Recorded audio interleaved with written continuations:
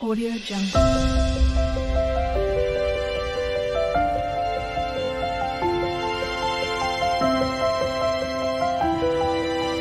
Audio Jungle. Hello friends, कैसे हैं आप सब लोग।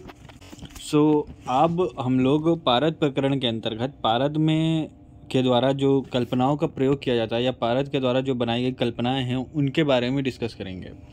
जो पहले की वीडियोज़ है उनमें हमने पारद के बारे में, पारद के दोष, पारद की गतियाँ, पारद में जो संस्कार किए जाते हैं उनको दोषों के निकालने के लिए जो संस्कार किए जाते हैं, इन सब के बारे में विस्तार से डिस्कस किया है। अब से हम लोग पारद में जो कल्पनाएं होती हैं उसके बारे में डिस्कस करेंगे।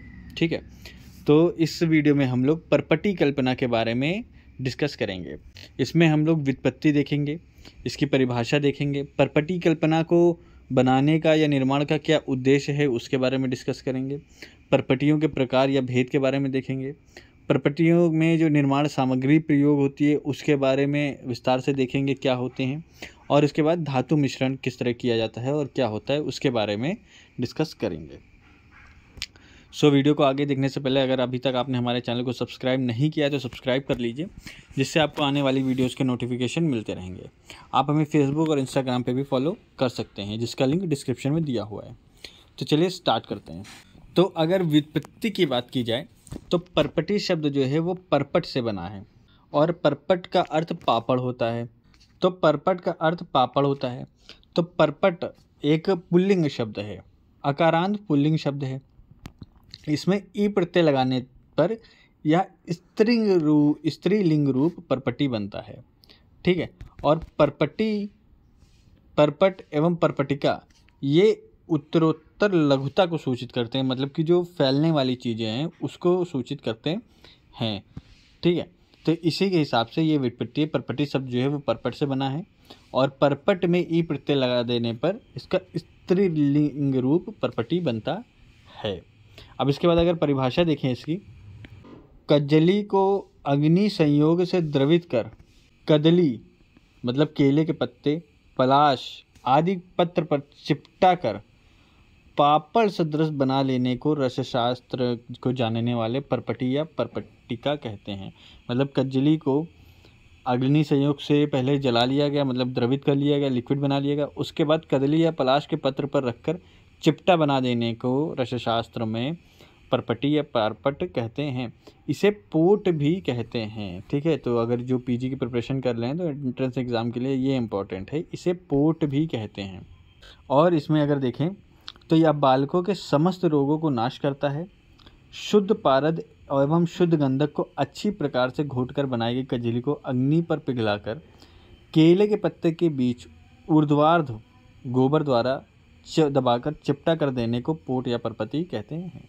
ठीक है, अब इसके बाद अगर देखें तो परपटी निर्माण उद्देश्य क्या, किस उद्देश्य से बनाई जाती है।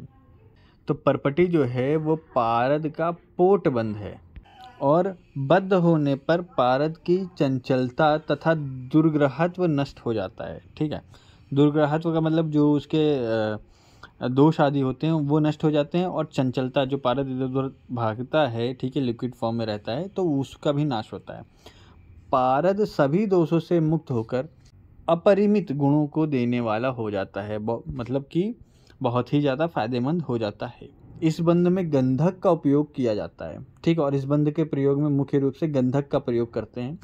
गंधक का विषहरत्व, योगवाहित्व, सुतेंद्रवीर्यप्रद एवं संस्कार जनित अन्य औषधीय गुणों से पारद संयुक्त होकर अत्यंत गुणवान हो जाता है। मतलब गंधक के साथ मिल करके पारद जो होता है वो अत्यंत गुणवान, मतलब कि और भी ज़्यादा फायदेमंद हो जाता है। पारद स्वयं योगवाही है जो गंधक से मिलकर क्रियाशील हो जाता है।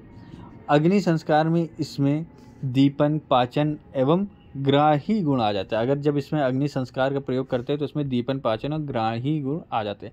इस पैराग्राफ में मुख्य रूप से पारद के गुण, गंधक के गुण और जो उसको अग्नि प्रयोग की जाती है उसके गुणों को बताया गया है, और इन्हीं गुणों की प्राप्ति हेतु इस कल्प का निर्माण किया जाता है। मतलब कि परपटी कल्पना का प्रयोग मुख्य रूप से किया जाता है कि जो पारद के गुण हैं, जो गंधक के गुण हैं, और जो अग्नि से इसमें थोड़े गुण आए हैं, ठीक है, ये सब एक ही में विलीन हो जाएं और एक साथ मिल जाएं।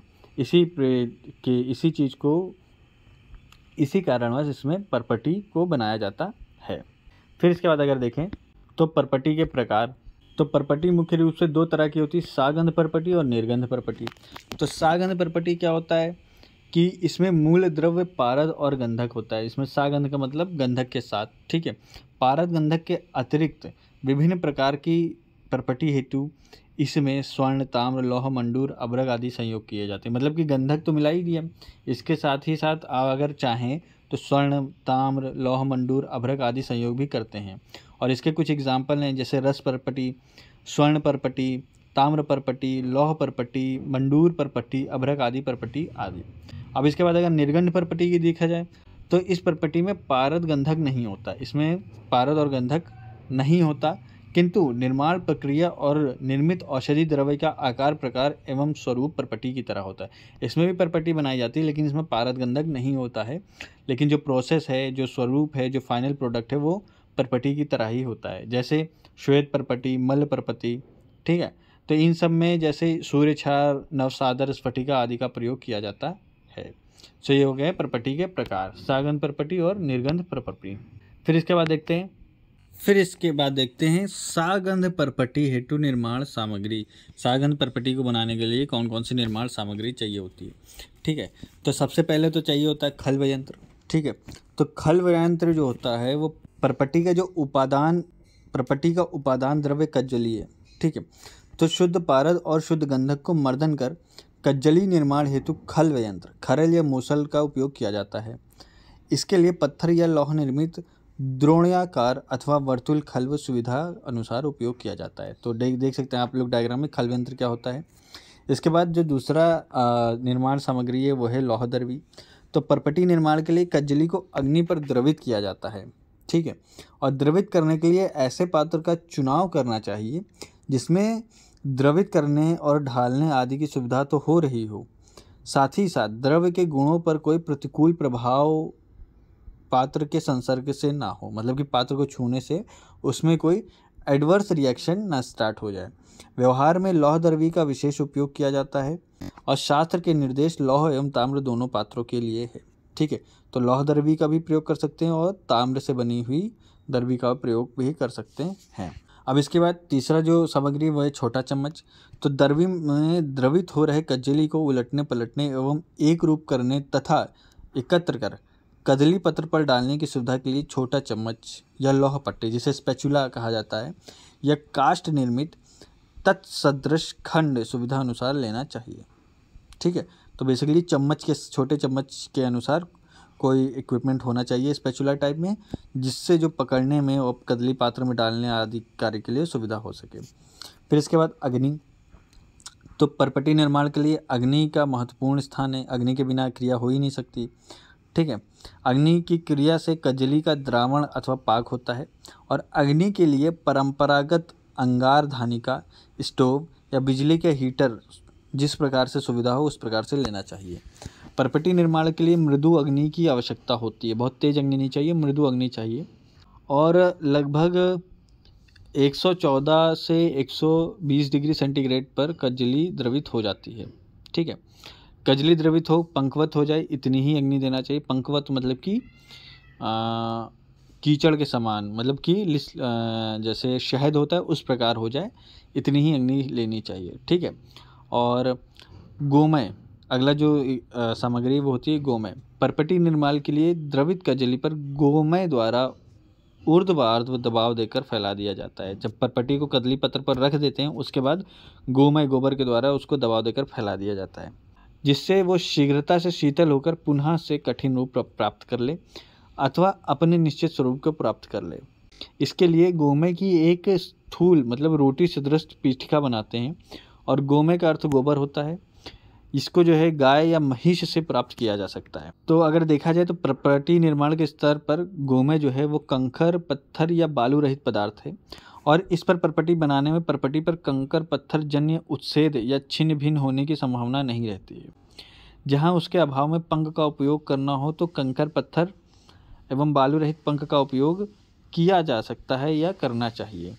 अगर ये गोमय नहीं है तो इसके जगह पे ऐसे पंख का प्रयोग करें जो कंकड़ पत्थर और बालू रहित हो और गोबर भी बहुत गीला नहीं होना चाहिए। परपटी में गुणाधान की दृष्टि से देखा जाए तो ऐसा मानते हैं कि गोमय चूँकि अन्न व स्रोतस से होकर बाहर निकलता है, अतः उसमें अनेक प्रकार के पाचक रस, किण्व मतलब एंजाइम और अंतःस्राव मिले होते हैं, जिससे कदली आदि पत्रों के माध्यम से परपटी में उनका शोषण हो जाता है, जो ग्रहणी आदि अग्निमांदजन्य विकारों में भी अत्यंत लाभकारी सिद्ध होते हैं। इसी वजह से गोमय का प्रयोग बताया गया है। अब जो अगला सामग्री है वो है पत्र। तो कदली या पलाश आदि पत्र का प्रयोग करते हैं। तो परपटी निर्माण के लिए गोमय से सीधा संपर्क बचाने के लिए विभिन्न पत्रों का उपयोग किया जाता है। इसमें कदली पत्र, कमल पत्र, नागवल्ली मतलब पान का पत्र, अर्क, कुटज, माचिका, पलाश एवं एरंड आदि में किसी एक पत्र का उपयोग कर सकते हैं। उपलब्धि के आधार पर इसे ग्रहण करना चाहिए, मतलब कि जो भी आसानी से मिल जाए। ठीक है। रचना, आकार, प्रकार एवं उपलब्धता की दृष्टि से कदली पत्र जो है वो सबसे उत्तम और सुलभ माना गया है, अतः विशेष रूप से इसी का उपयोग किया जाता है।